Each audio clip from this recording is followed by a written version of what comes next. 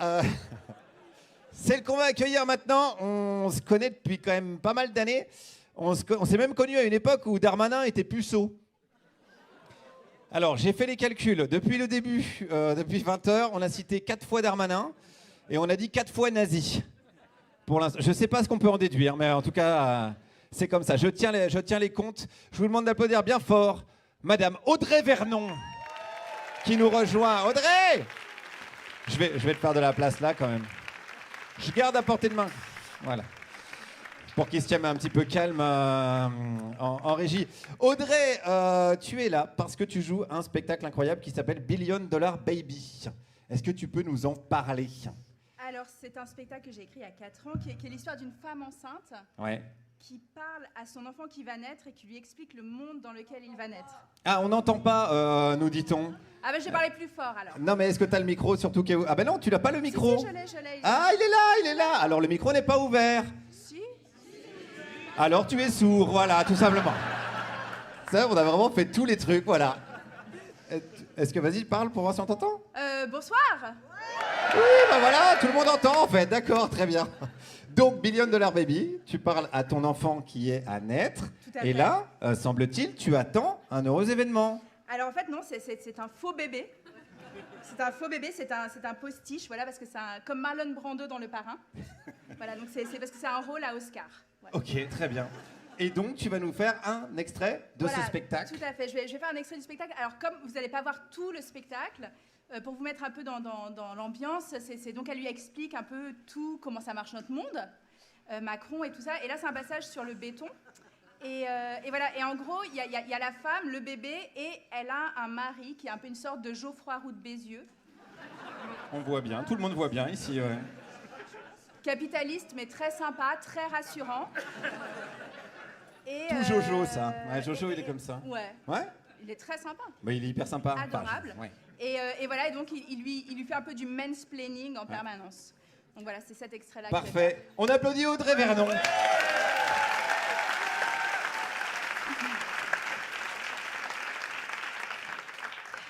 Mon bébé, tu vas pas naître sur une plage vierge comme celle du Havre ou de Koh-Lanta. Non, le monde bâti est énorme autour de toi. Pour 1 kilo moyen de ta chair, il y a 60 tonnes d'infrastructures. Le monde bâti est énorme et un peu moche. Pour ne pas interférer avec l'économie, il faut que ça roule. Alors il y a des zones industrielles, des zones commerciales, des autoroutes, des ronds-points et plein de bâtiments. Ne deviens pas fan des dinosaures, s'il te plaît. C'est chiant et il n'y en a plus. Ils ont été éradiqués. Non, pas par nous, par une météorite. Tout le monde a un point faible. Et le point faible des dinosaures, c'était les météorites. Ne deviens pas fan des hérissons, des écureuils, des oiseaux, des poissons, ils ont été éradiqués. Tout le monde a un point faible, et le point faible des animaux, c'était le capitalisme. On est en pleine 6e extinction de masse. C'est un truc assez rare qui n'arrive que toutes les 30 millions d'années. Fais un vœu. J'aurais pu te faire naître pendant les 30 glorieuses, la belle époque. Non, toi, ce sera extinction de masse. J'espère que tu aimes le grand spectacle. Tu vas peut-être assister à la fin de l'humanité. Eh bien, c'est génial aussi de voir la fin du film. En attendant, tu n'as pas besoin d'avoir peur des ours ou des loups. Non. Toi, ton prédateur naturel, ce sera les voitures. J'ai adapté tes contes de fées. Dans Le Petit Chaperon Rouge, c'est une Fiat Panda qui attend la petite fille dans la forêt. Dans Les 3 petits cochons, il y a un petit cochon qui se fait étouffer par une Volkswagen dont les ingénieurs ont bidouillé les filtres. Le deuxième se fait écraser par une Mégane qui a eu un problème de régulateur de vitesse. Et le dernier se fait buter par un conducteur bourré qui checkait ses textos. Au début, les voitures, personne n'en voulait. Les gens se sont révoltés, ils ne voulaient pas partager l'espace public parce que les voitures, ça pue, ça fume, c'est dangereux. À l'époque, il y avait des tramways partout, il n'y a pas longtemps, il y a seulement 70 ans. L'industrie automobile a racheté les compagnies de tramways et les a fermées. Et nous, on s'est habitués à cohabiter avec des trucs qui nous tuent. Non, mais... Là, c'est le mari. Attention, changement de rôle. Non, mais qu'est-ce que tu racontes au bébé? T'as bouffé du zaz ou quoi? Faudra pas s'étonner s'il naît avec le cordon autour du cou et un kéfier. Son premier cri, ça va être du Damien XVI. Les bâtiments, les voitures, les infrastructures, c'est super important. Bouygues, Eiffage, Vinci, tu crois qu'ils mangent comment, ces gens? Mon chéri, vous n'avez pas marre d'extraire des trucs de la terre pour les mettre dessus? On dirait des chiens qui passent leur temps à déterrer des os. Les bâtiments, il y en a suffisamment. J'ai peur que vous ne laissiez pas assez de terre fertile pour mon bébé. On a 12 milliards d'hectares bioproductibles. Ça fait 1,8 hectare par personne. Actuellement, on en utilise 4 hectares. Si tout le monde vivait comme nous, il faudrait 4 planètes. Alors qu'on pourrait être 23 milliards si on vivait comme des Burkinabés.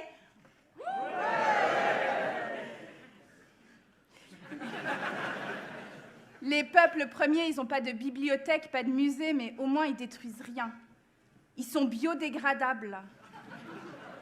Nous, on laisse trop de traces. J'ai peur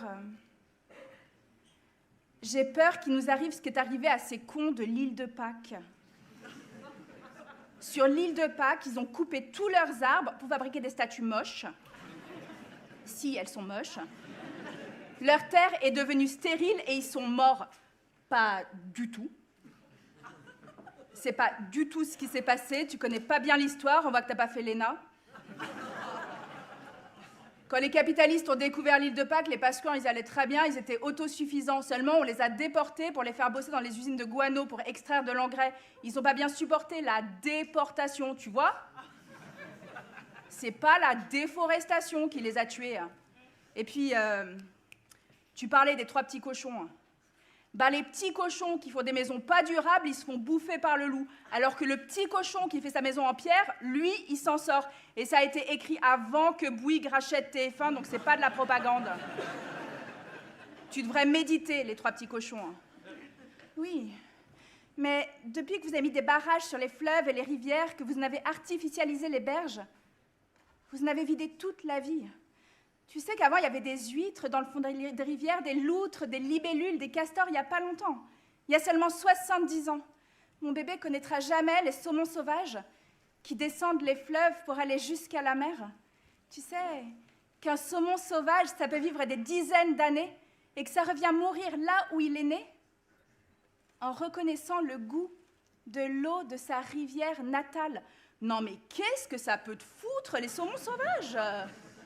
Le saumon d'élevage, c'est plus rentable que le saumon sauvage. On les met dans des grands bacs, on leur jette des granulés de nourriture, des granulés d'antibiotiques, après on les assomme, on les tue et on les vend. Oui. Mais comme vous piquez tous les saumons, les ours polaires n'ont plus rien à manger. Tu sais que le dernier bébé ours polaire est peut-être déjà né, qu'il se réveille. En ce moment même, dans la chaleur de la fourrure de sa mère qui a conscience, en voyant la banquise fondue autour d'elle, qu'elle ne pourra peut-être pas nager suffisamment longtemps pour trouver de quoi nourrir son bébé et le sauver. Et peut-être qu'elle crie de désespoir en se réveillant dans sa grotte. Je veux pas que tous les ours polaires meurent. Je veux pas lui acheter des nounours, lui lire Petit ours brun. Je veux que mon bébé soit contemporain des ours. Oh putain, les hormones pendant la grossesse! Je vais appeler ça Nofi, faut qu'ils nous pondent un truc. C'est pas 3 ours et des saumons qui vont te gâcher ta grossesse, ma chérie. Contemporain des ours, n'importe quoi. T'as déjà vu un ours?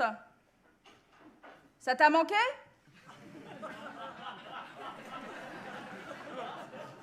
Bah alors, notre bébé sera contemporain de l'art contemporain. Je vais appeler Jeff Koons.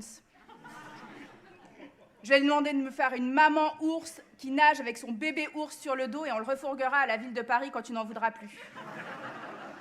Ah non, j'ai mieux. Je vais appeler Saint-Nazaire. Je vais leur demander de nous faire un énorme porte-container. On y mettra un couple de chaque espèce vivante. On l'appellera The Arch. Leonardo DiCaprio viendra l'inaugurer. Il reste combien d'espèces vivantes? 9 millions. 9 millions?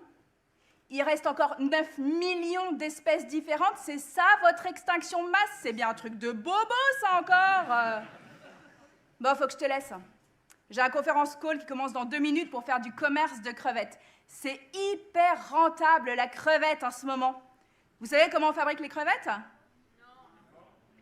On salinise les mangroves qui avant étaient pleines d'eau douce, on les met dans des grands bacs, on leur jette des granulés de nourriture, des granulés d'antibiotiques, ensuite on les assomme, on les tue et on les vend. Quoi? T'assommes des crevettes? Non, pas moi, les enfants. Parce qu'ils ont des petites mains.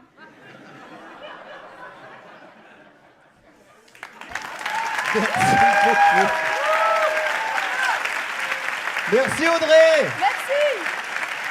Un tonnerre d'applaudissements pour Audrey Vernon, s'il vous plaît. Merci beaucoup. Bon, je voulais faire un partenariat de cette émission avec Total, mais c'est foutu quoi. Je te remercie pas.